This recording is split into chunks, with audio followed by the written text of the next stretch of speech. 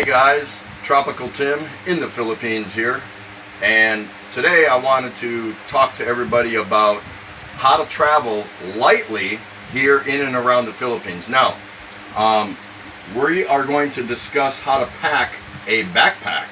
Now, a lot of you probably already know to some degree what should go in a backpack, but sometimes we forget some critical things, and I can attest to that based on my own experience, that while I was on the road I was like, man, I wish I had brought this or I had brought that, or nothing so emergency, but sometimes it can turn into emergency.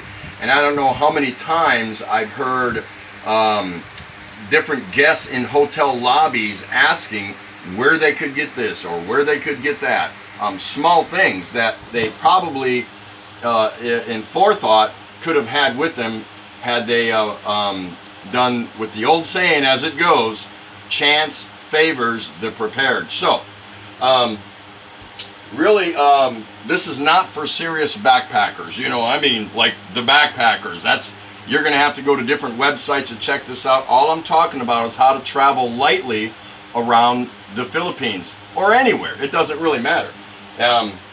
So I always like to keep my backpack ready, and what I mean by that is once I pack it, that's it.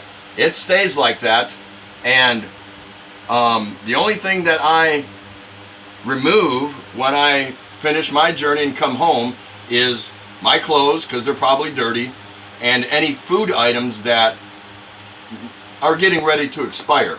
So let's get off into that. This is the kind of backpack that I use. There's more expensive ones. This one ran me about, $50. I bought it in the States.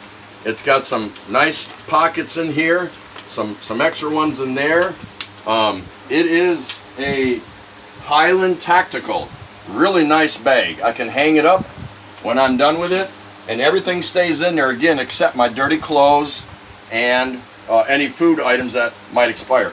What I like about this one in particular is, if you notice, the zippers on all the compartments are actually covered, so it protects it from the rain. So that's pretty cool. I like that. Another feature that I like about it is that it provides, if you'll bear with me here, a waist strap. A waist strap to me is very important. It adds a little bit more security, and it helps to be a little bit easier on my back depending on the weight. Now, it's very important that you do not overpack, and the reason is you want to save some room for some goodies that you might buy, souvenirs, things like that. So this is really a cool backpack. It works for me.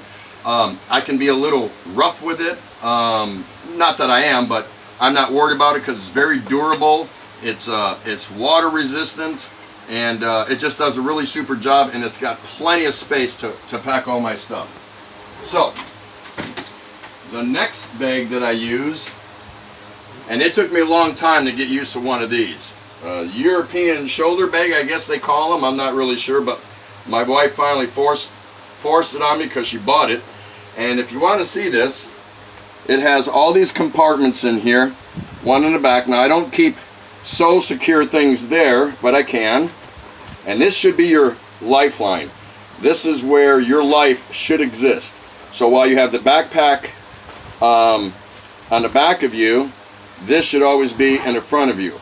And if you're going to be in a hotel room or a friend's house or something like that, it's one thing to leave your backpack with clothing and toiletries and things like that, things that can be replaced if your backpack were to get stolen or misplaced or whatever. I especially like this feature here. It's got this little snap there, velcroed, and then it's got another security zipper there. That's where I keep my wallet and my money as I'm traveling around, as far as anyone knows, and that stays in front of me all the time. Very secure. I'm very confident when I go around with it. Now, one of the other things too, if you're in a really super butt-to-butt tight crowded area, I recommend that you move your backpack from the back to the front. just when you're in those really super crowded places if you feel insecure, and that'll help you with a little bit of peace of mind there. So let's get into some of the things that I like to put in my backpack. And if you want to come just a little bit closer.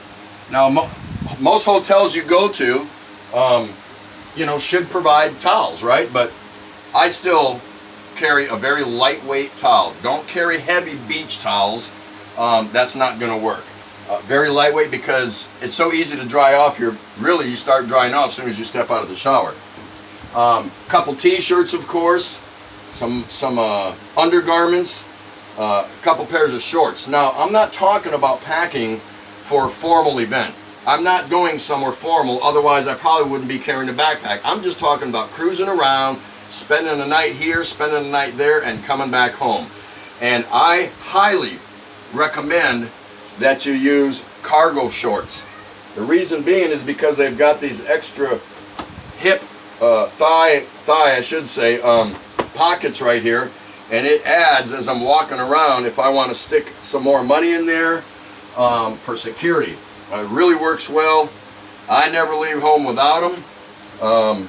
You can see I even have a pair on right now. See, check that out. And everything's right in front of me. I've got these, you know, your regular pockets aren't necessarily that deep, and we are always in and out of our front pockets, our back pockets, but these thigh pockets on the cargo shorts really add some peace of mind. And this is how I do mine. Again, I'm not going anywhere formal, so I just like to roll my stuff up.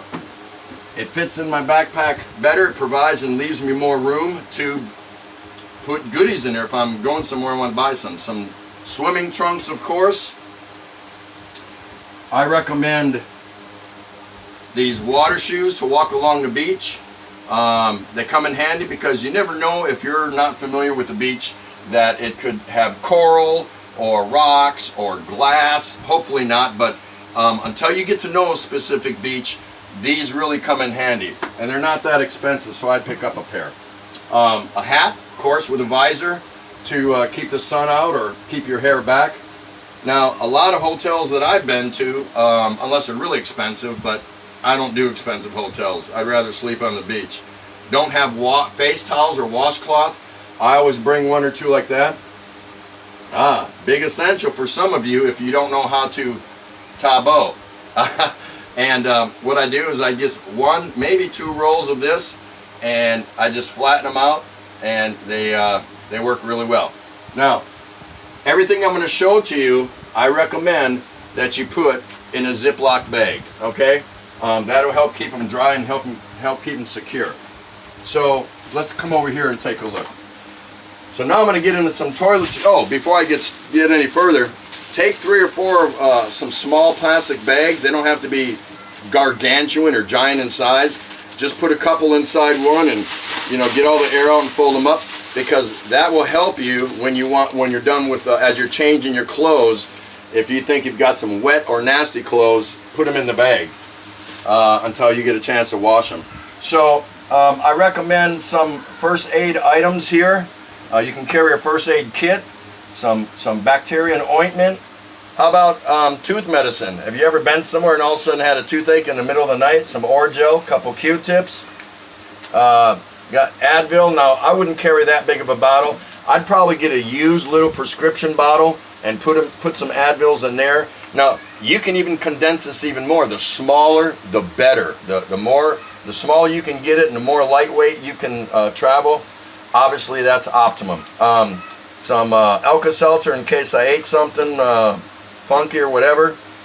Insect mosquito repellent. Okay, get some more toiletries. See, travel size. All this is travel size. I've got some body lotion, some hair conditioner, some hair shampoo, some mouthwash, shaving cream, small of course. Oh, there's a mouthwash again. Now see, I got lots of these, but I got one down in my my CR, my restroom, but I keep that and leave that in my bag with some extra cartridges. Again, I never take any of this stuff out of my bag except for my clothes, food that's going to expire, or and that's about it. Or unless I have to replace something just because it ran out, right? All right, so let's keep going. Look at that, small little toothbrush. Look at that little toothpaste. Again, the lighter you can travel, the better. Hairbrush or a comb. And you know what? I always bring a coolie because a lot of times I'll go somewhere and I'll have a beverage. Anyone guess what kind of beverage that might be? And you know, I don't like my beer getting warm because the heat from my hand makes my cold, ice cold beverage warmer quicker. So I like to travel with my own little coolie. If you're a smoker, a couple extra lighters help. And how about some communications? How about a charger? There's different kinds. That's one of the ones I carry and keep in my backpack. A couple extra phone jacks. Some earphones. I've got the standard typical kind here, and I've got some wireless Bluetooth right there. How about an emergency flashlight? Lightweight, easy to carry around. Now I even carry a pocket Wi-Fi, and this costs somewhere around 20 bucks a month to have. Just in case I end up somewhere where I cannot pick up Wi-Fi, this will get me out in a pinch. Alright, so couple pens. I don't know how many times I've been somewhere where I had to ask like 8 people until I could get my hand on a couple pens or something to write with. Well, looks like the fan is blowing all this stuff around. Or my wife did this. I think I'll blame the wife. She's mad at me anyway, so no big deal. So moving along, food stuff. Now, okay, water. I always, just before I leave, I'll pack 1 or 2 bottles of water. Sometimes I'll even freeze them so they're still cold by the time I want to use them. Now, can you buy any of this stuff along your journey while you're traveling? Probably. Maybe. Maybe not. It just depends what time of day it is, what day of the week it is, where you're at, and what's going on. So I got a couple food things here. These are just examples. I don't recommend that you get anything that is crumbly or crunchy because it'll just get destroyed from moving around, things like that. And these don't expire till like April of 2020. So again, I'll monitor them, and if it gets close to that date and I haven't used them, what happens if you're on a bus and you're taking a Victory Line or somewhere to another city or a long trip and it breaks down? Yeah, everyone else is going to be groping for something to eat, but you're going to have something to eat. So I thought about showing you a plastic spoon or fork. You can do that. That's optional, but you can just squeeze this right out of the bag and has some substance. I don't know how many hotels I went into where they had no coffee, and I wanted a coffee first thing in the morning. Not my favorite, but it'll work in a pinch. It's all psychological. How about a really tiny little sewing kit? I mean, what happens when that button pops off and it's 11 at night and nobody's open and you're going out bar hopping or you're out with friends or something? It doesn't matter what color the thread is, doesn't what color the button is. If you, hopefully you still have your button, but lightweight little things that could help you out in a pinch. Okay, so now I want to talk about something that I think is really important, and that is you should make a copy of your passport and ID. You should be able to, a driver's license, ID, it doesn't matter. You should be able to fit them on one paper, and I would make a couple, 3 copies and strategically locate these in and around your person, like your backpack or my European shoulder bag or whatever. That way you don't have to bring your actual passport. It'll come in handy and it'll show authorities who you are, and you can always tell them, hey, my stuff's at home. If you really want it, I can go get it. Here's another neat thing. How many of us remember any of the phone numbers of our family and friends? I don't. I used to before the advent of cell phones way back in the day, and we're not going to get into that, but I couldn't tell you anybody's phone number now because we rely on cell phones and technology. So what I would do is I would make a small business-sized card listing of my closest friends or family and their phone numbers, and again I would make a couple, 3 of these and strategically locate them in and around my backpack in case I lost my European shoulder bag, my wallet, whatever, or I lost my phone. So that comes in handy. Make this real small and then laminate it, and keep those scattered around just in case. You never know. You may be somewhere where you're in a bind, you have no money, you have no cell phone, you don't know what to do, whatever. This could help you. This could definitely help you. One more item is maybe a second debit card or bank card, just in case you lose your priority materials. Maybe you have that second one stashed somewhere Keep those kind of things separate in case. So if you lose one, you've got a backup. Now let's talk about money here for a little bit. So here's some different denominations. This is not going to help you unless you're going to the big high class joints and whatever. But if you're out and around stomping the ground, not everybody has change, especially here in the Philippines. So keep these 1,000 peso notes to a minimum. Stay more with the hundreds, the 50s, the 20s. Here's a 10 peso coin, and here's some various 5 peso coins. That's the way you want to travel. That's what's going to work for you. And speaking about money, you definitely need to have some money in case you're going to get a San Miguel beer. San Miguel Pale Pilsen. If you don't have any money to buy this, more for me.